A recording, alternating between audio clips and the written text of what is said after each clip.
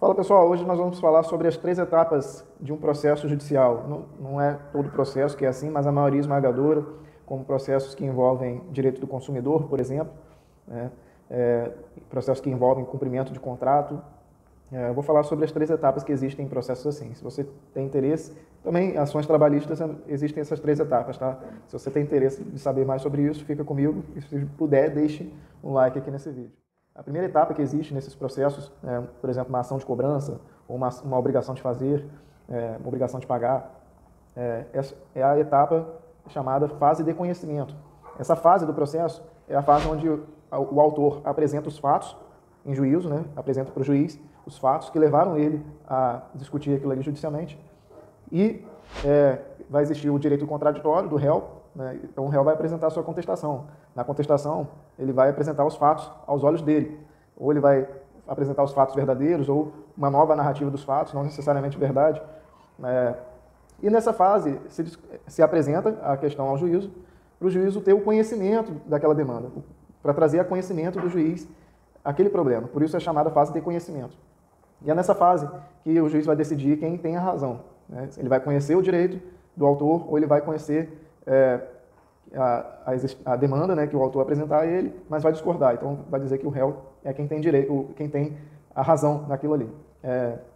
Essa é a fase de conhecimento. A segunda fase, que é uma fase bem breve no processo, que é a chamada liquidação de sentença. A sentença é o fruto da fase de conhecimento, mas é necessário que ela seja liquidada. O que é liquidar uma sentença? É tornar ela palpável.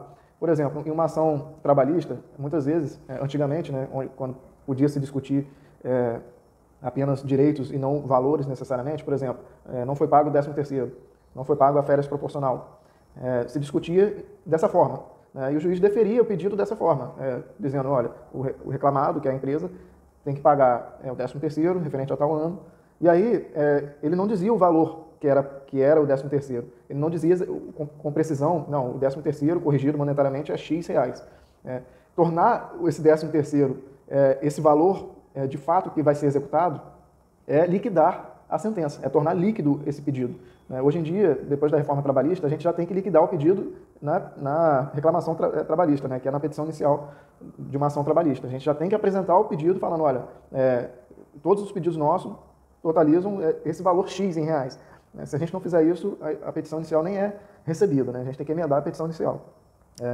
Mas antigamente era comum isso aí e ainda é em ações cíveis. O ideal é liquidar, mas há chances, né, do juiz deferir o pedido sem a liquidação. E aí entra a fase da liquidação de sentença. Essa fase, muitas vezes, ela é cumprida pelo advogado da parte autora, mas também pode ser cumprida por um contador judicial, nomeado pelo juízo, né? O contador ele vai fazer o levantamento, de fato, dos valores, com a correção monetária e tudo mais, e vai tornar líquida essa sentença. Essa é a fase da liquidação da sentença. E aí a última fase, a terceira e última fase de um processo, é a fase de execução, que é de fato a fase onde você vai correr atrás daquilo que você já tem por direito, que você já conquistou em juízo, já foi reconhecido pelo juiz que você tem aquele direito. Na liquidação disse que o direito que você tem é X reais, é um valor líquido já, e esse valor vai ser executado na fase de execução. É aí que você vai correr atrás, você vai mandar o réu pagar, que ele já é executado, né? Você é exequente e o réu passa a ser o executado. Se o réu não pagar dentro de um período de 3 dias, ele corre o risco, né, de ter os bens dele penhorados, uma conta bancária penhorada, tudo isso para garantir a execução. Essa fase onde acontecem várias coisas, como penhora de bens, arresto, sequestro, tudo que envolve a garantia da execução, né, são coisas que servem, são ferramentas usadas para garantir a execução, né, a penhora, por exemplo. Isso tudo acontece na fase da execução, que é uma terceira fase do processo. Todas essas fases, com exceção da fase de liquidação, que é mais breve, são fases extensas e elas são complexas. O Código de Processo Civil ele prevê um rito específico para cada etapa, né? E tem que ser cumprido aquele rito. Por exemplo, a desconsideração da personalidade jurídica, né? Quando você executa uma empresa e a empresa não tem aquele dinheiro em nome dela, né, em nome da empresa, e você pede para que a execução recaia sobre os sócios da empresa, os donos da empresa. Isso se chama desconsideração da personalidade jurídica. Mas isso não pode ser pedido de cara. Existe toda uma etapa, todo um rito que deve ser respeitado, né? E você vai cumprindo esse rito, né? E se durante o curso, né, você não conseguir garantir a execução de alguma forma, aí sim parte para a etapa da desconsideração da personalidade jurídica. Eu estou só citando isso aqui como um exemplo, para mostrar a vocês que todas as etapas, a fase de conhecimento, a fase de liquidação e a fase de execução, são etapas que dentro delas existem vários ritos que devem ser seguidos. Por isso que é dividido em 3 etapas, 3 fases, né, cada processo, porque as 3 fases são fases complexas e realmente precisam ser tratadas de maneiras separadas. Mas quero deixar claro que tudo isso acontece em um processo só, hoje em dia, antes da reforma do Código de Processo Civil, antes de 2015, para ser exato.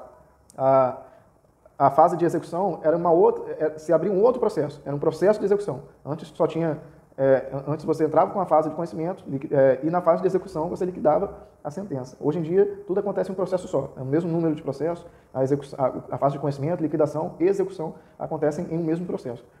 Isso em homenagem à celeridade processual, né, que é uma coisa que todos nós desejamos, advogados e jurisdicionados, desejamos que os processos corram um pouco mais rápido, né, já que infelizmente são bem lentos. Mas é isso, pessoal. Essas são as 3 fases do processo. Se foi interessante para você aprender sobre isso, peço que você deixe o seu like. Desculpa a extensão, mas a ideia aqui é tentar elucidar o máximo possível, trazer o máximo possível de esclarecimento sobre um assunto, por isso que eu acabo exemplificando e acabo estendendo um pouco os vídeos, tá bom? Um abraço e até a próxima.